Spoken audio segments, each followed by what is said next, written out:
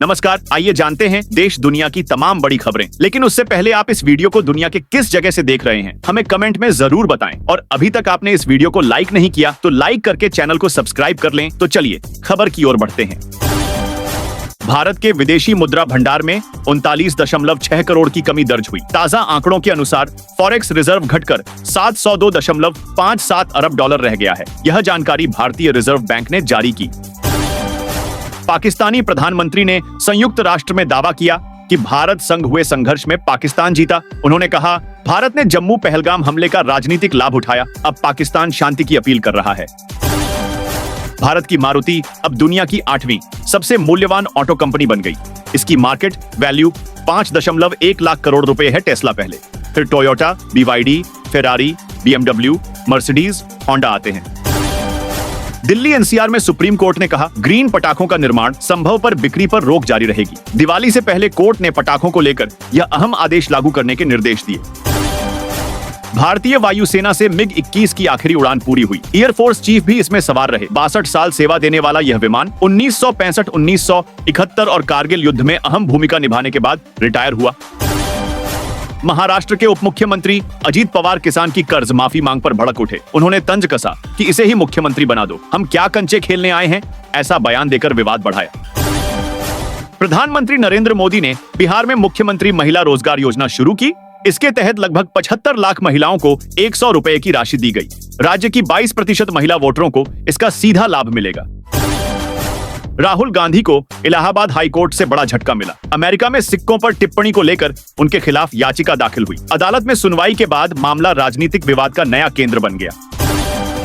हिमाचल प्रदेश के होटलों में फिलहाल 50% छूट मिल रही है। मानसून खत्म होते ही पर्यटकों की आवाजाही बढ़ी। सड़कों की मरम्मत पूरी हुई और मनाली से 1 महीने बाद बस सेवाएं दोबारा शुरू हुई। महाराष्ट्र, उड़ीसा, केरल सहित कई राज्यों में मानसून के लौटते मौसम में भारी बारिश हो रही है। बिहार में पटना समेत 4 जिलों में तेज बारिश और 13 जिलों में चेतावनी जारी।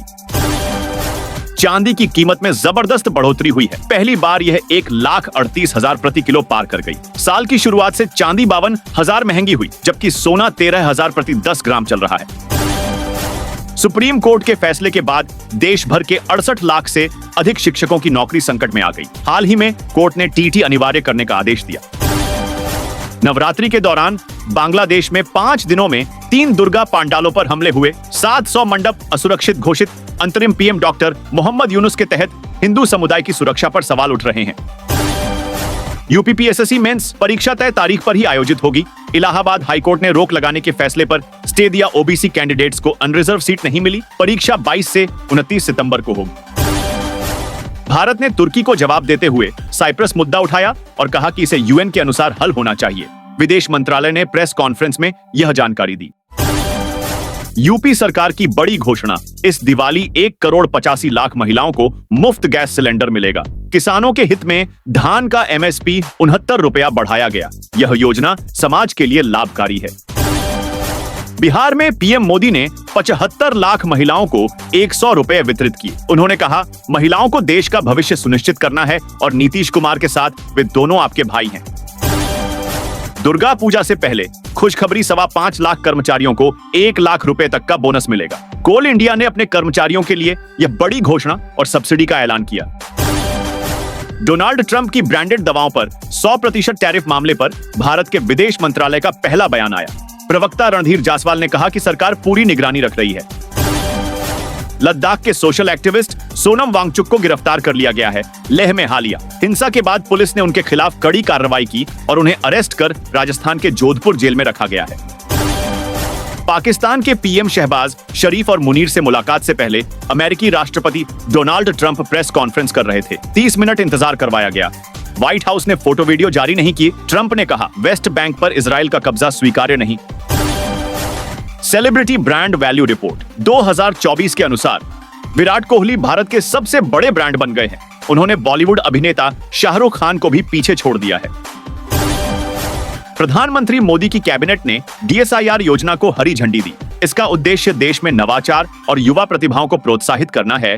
इस योजना के लिए 277 करोड़ का बजट निर्धारित किया गया है। यूपी की राजधानी लखनऊ में 61 वर्षों के बाद राष्ट्रीय जम्बूरी शिविर आयोजित होगा। स्काउटिंग के माध्यम से युवाओं को प्रशिक्षण मिलेगा। यूपी 2047 अभियान शुरू हुआ। 6 लाख लोगों ने सुझाव भेजे। एनजीए को संबोधित करते हुए राष्ट्रपति द्रौपदी मुर्मू ने कहा कि भारत को दुर्लभ खनिज तत्वों के उत्पादन और आपूर्ति में आत्मनिर्भर बनने की दिशा में कदम बढ़ाने होंगे, जिससे आर्थिक और तकनीकी शक्ति मजबूत होगी।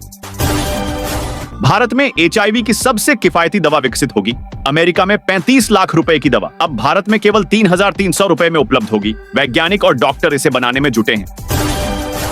देश की राजधानी दिल्ली में बिजली की कीमतें 70% तक बढ़ सकती हैं। सुप्रीम कोर्ट ने रेगुलेटरी एसेट भुगतान का निर्देश दिया है, जिससे दिल्ली वासियों पर महंगाई का असर पड़ेगा। छत्तीसगढ़ के ओलंपिक प्रतिभागियों को 21 से 21 लाख रुपए पुरस्कार दिए जाएंगे। मुख्यमंत्री विष्णुदेव साह ने कार्यक्रम में यह बड़ी घोषणा करते हुए खिलाड़ियों को सम्मानित करने की जानकारी दी। महाराष्ट्र सरकार ने आंगनबाड़ी कार्यकर्ताओं को दिवाली उपहार के रूप में 2,000 रुपए देने की घोषणा की।